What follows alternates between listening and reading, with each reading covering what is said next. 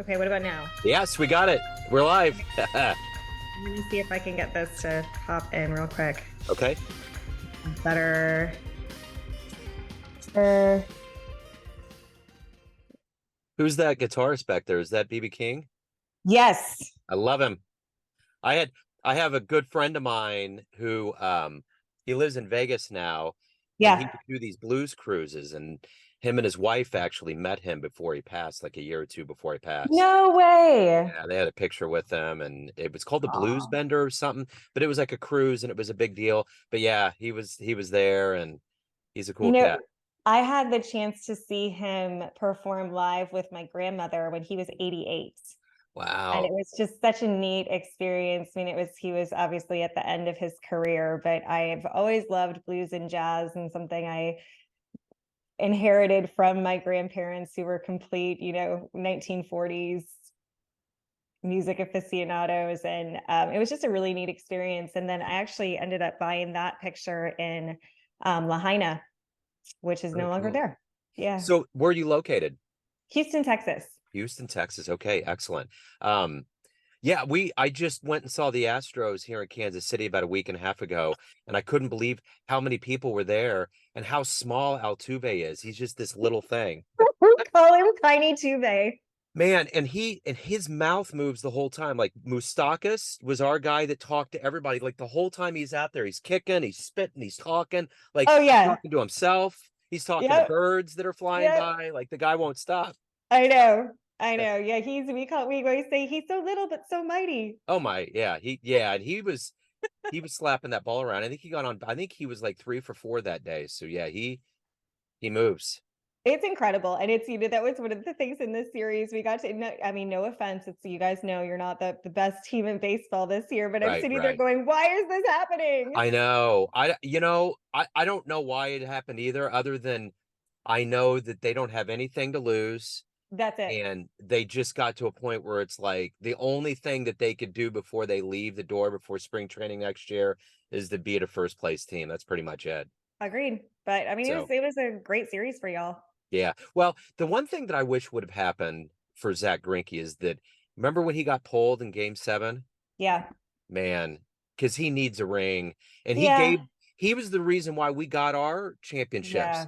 We got all those players in that trade, and it's like I wish, as devoted and as cool as he is, that he could have got something. But I agree. what are you going to do?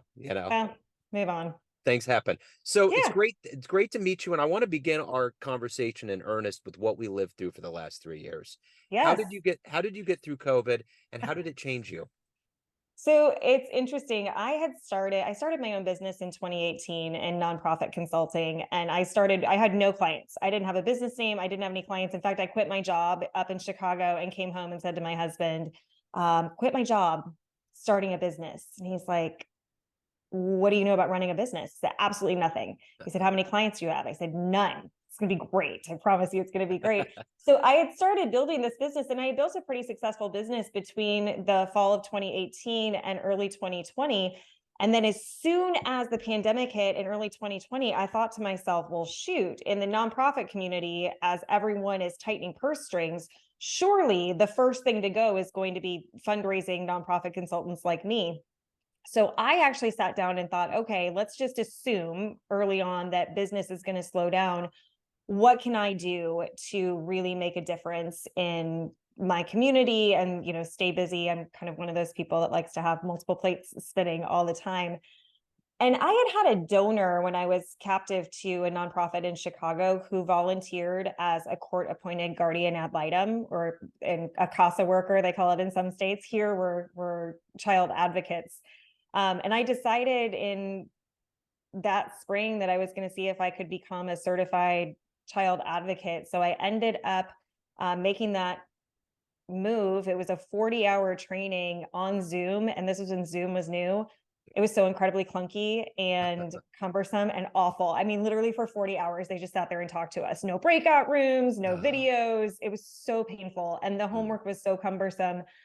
But I just felt like it was something I was being called to do. The challenge was that fundraising consulting didn't slow down because everyone was trying to figure out, how do we reposition and how do we keep fundraising, because People need to eat more than ever. People need housing support more than ever. People, child abuse rates went up. Abuse rates of spouses went up. So you had more people needing services than ever before, but you also lost, for a lot of nonprofits, that main fundraising stream of events. Yeah. So one thing I'm good at is helping organizations diversify revenue streams. So for me, I felt like I actually just came out with a book last week, and there's a part in there. I felt like I was driving a bus, and it just kind of kept coming to these rolling stops. But instead of people getting on, it was just cats, like cats everywhere. And I just kept trying to herd the cats and keep everyone safe in the bus and keep the bus moving in a forward direction. Yeah. So yeah, it's been a little bit crazy the last Yeah. few years. It certainly has. So, on paper, you have all these things. You're an author, speaker, owner, philanthropist, but let's get you in front of a bunch of third graders at a career day. And one of the kids looks up and says, "What do you do for a living?" How do you get to the essence of it and explain it to a child? In front of a third grader, I would say I make people's lives better every day. Okay. So what did you want to be in the third grade? What was your dream to grow up and become? I wanted to make people's lives better every day. So you're living the dream. I like it. And it's confusing. And I think that's where, if you look at my career on paper, you think, you either think, wow, this woman is a Renaissance woman, or you think that I fail a lot and have to start over a lot. The truth is that we can't actually measure in making people's lives better every day in college. So you got to pick something. Hmm. And I think it's a challenge for a lot of people. Even talking to youth today, they don't know nobody knows what they want to, well, I shouldn't say no one, but few people know what they want Yeah. to be when they grow up. Yeah. It takes a while. So let's go back to where you were born and raised and how these seeds got into you to want to help people, to want to diversify and to be a business owner and to help others and speak and write. How did all that happen? I was born into a middle-class family in Iowa. I'm from Iowa City, Iowa. I'm so fortunate. I have a wonderful mom, a wonderful dad. I had an older brother, just kind of what you would think of as the run-of-the-mill Midwestern, nuclear family. Hmm. And I was really fortunate. I never wanted for anything. We didn't have a lavish lifestyle. My parents worked really hard. They had 2 weeks of vacation every year. 1 week they would take off in the summer to paint the house. And the other week we would go on vacation to Lake of the Ozarks, Missouri. And it was a really nice childhood. I just always had kind of this thing inside of me that felt like I wanted more. And I think when you're a kid, and even when you're a young adult and into your adulthood, that definition of more is very, very elusive. Hmm. And for me, it started, I never felt really confident as a kid. I think, something you don't think about is that a lot of your experiences in grade school are largely shaped by your teachers, where they sit you in a classroom, who they have you befriend, kind of groups that they put you in. And so early on in kindergarten, I kind of got lumped in with this group of kids. I've always been very empathetic. And so my kindergarten teacher had placed me with a couple of kids that were not the most popular kids, and maybe struggled a little bit, hoping that I would lift them up. But all that happened is that all of us became a little bit ostracized from the rest of the pack.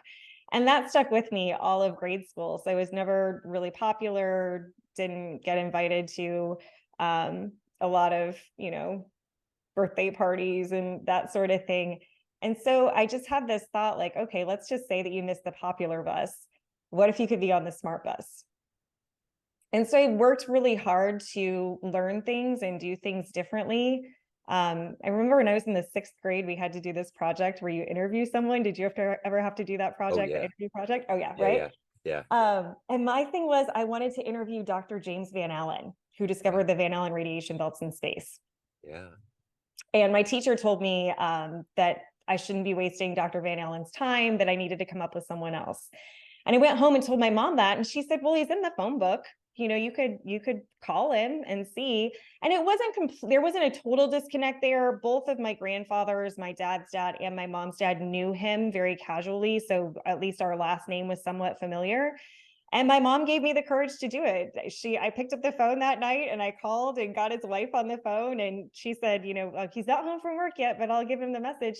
and he called me back. And I think Wow. for me, that was my first experience, not only doing something that was, I mean, it's kind of a big deal for a sixth grader to call a Yeah, world-renowned scientist of and ask course. for an interview for a project, but more so the fact that he was willing to share his time with me. And back to your earlier question, I was in awe in my interview with him at how he was able to explain these very complex concepts to me on a level that I could understand. Yeah. And that really stuck with me. I think, again, when you're 12, you don't really know what to do with that.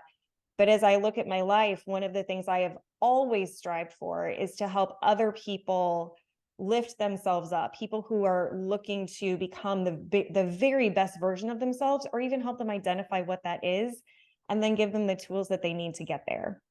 It's interesting because that's why Stephen Hawking was so profound, because he could take the complex and he could simplify it. So did you ever go to Tantera in the Lake of the Ozarks? No, I've never actually been there. How funny is that? It's weird because Jimmy Buffett, actually, he just passed. He turned that whole resort area into Margaritaville, which Yeah. is wild. So Yeah. yeah, lots of things have changed down there. So let me ask you this: of all of these ambitions that you have, who's been a hero for you? Who's been your fuel? So many people.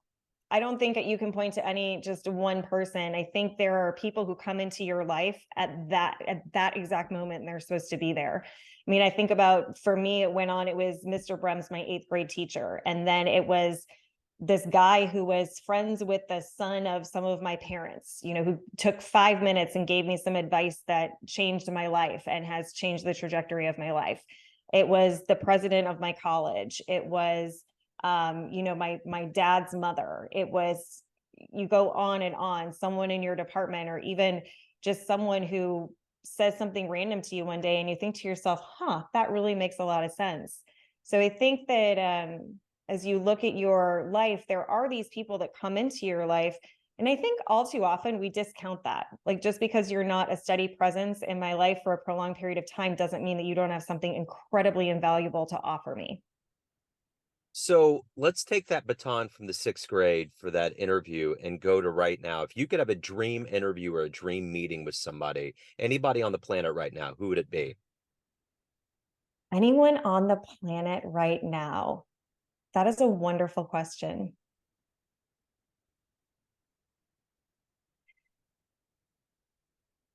I think it would probably be, and the truth is I could probably get an interview with her if I asked, a woman who's really shaped me these last 3 years, named Dory Clark. Okay. Okay. So let me ask you this. I meant to do this when we were talking about BB King. What would be a dream show for you to see? A dream concert?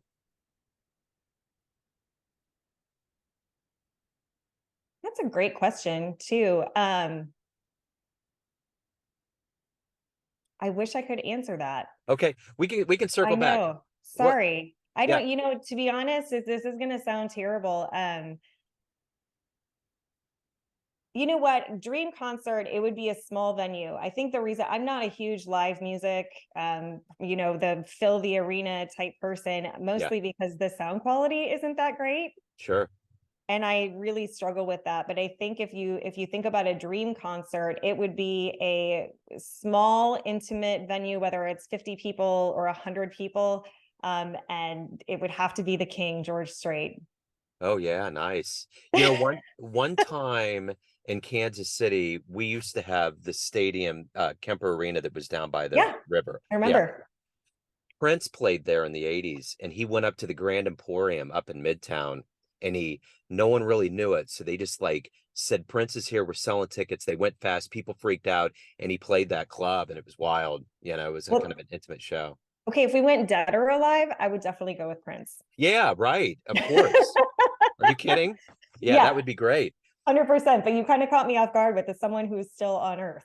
Yeah, right. No, I get it. Yeah, we can open I that mean, door can to we go to John ghosts. Lennon? I would Yep, definitely say John Lennon. 100% for sure.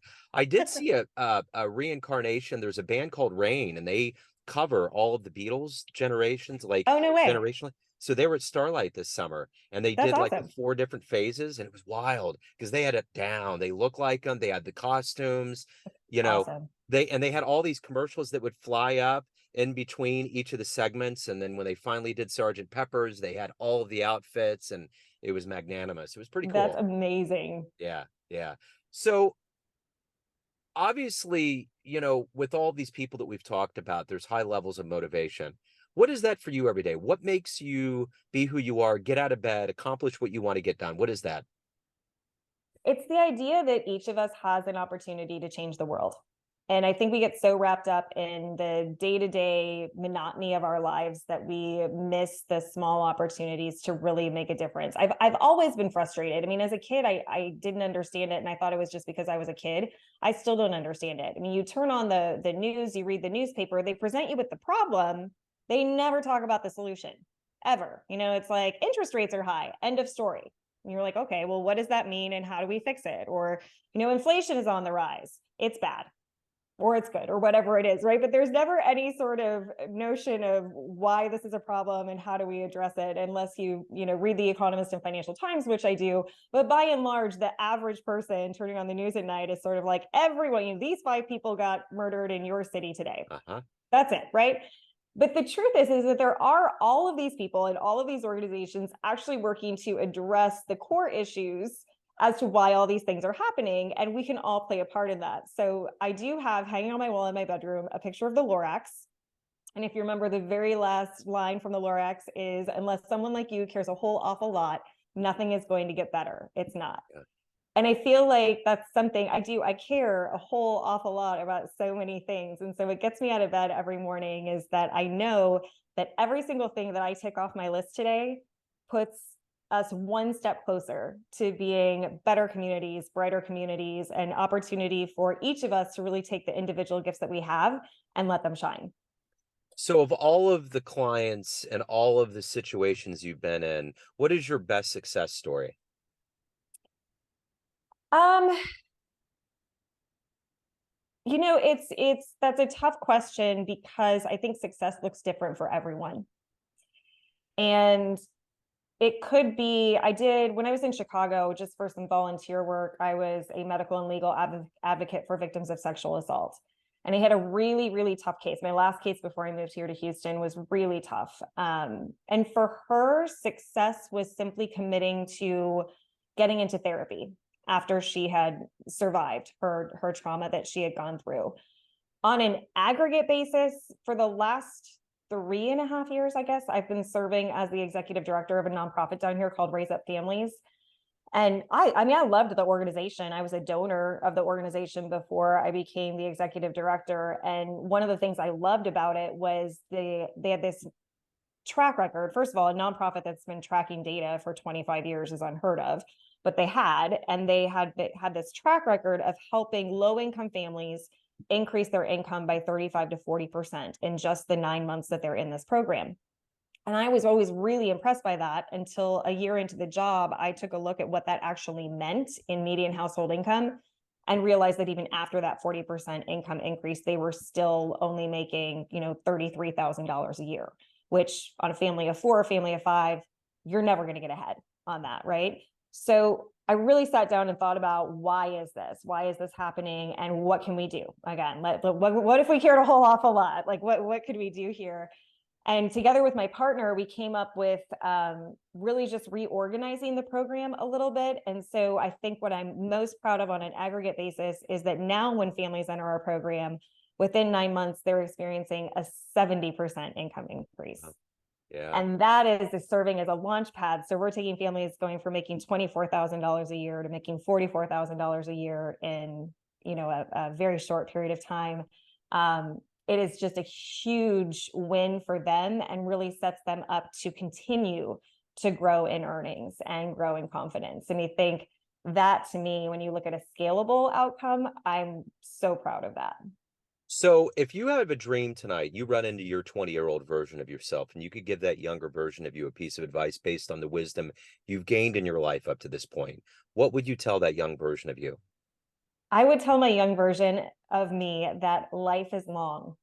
We spend all this time talking about how short life is and to seize the moment. And that's absolutely true. You know, you do want to seize the moment, but you don't have to do it all today. You are going to learn, you are going to grow, you're going to meet people along the way, and you will have myriad opportunities to reinvent, to continue to build, to continue to habit stack, so to speak, as James Clear says in his book.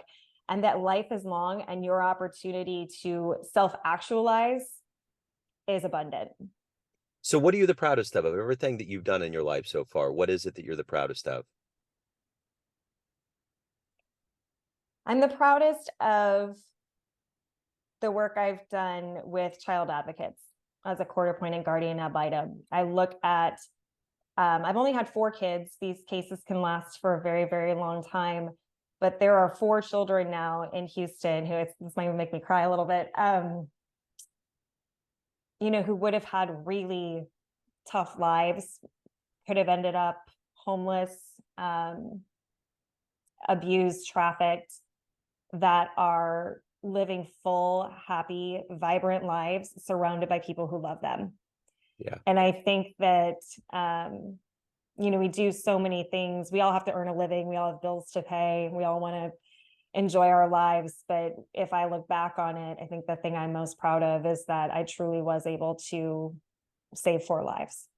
So Angela, everyone has a perception of you. There's all these pockets of people in your life, family, friends, clients, colleagues, those that you're helping, but ultimately you're in control. What is your perception of you? Who do you think you are? I am a dorky 5th grader with a perm, braces, and acne. Nice.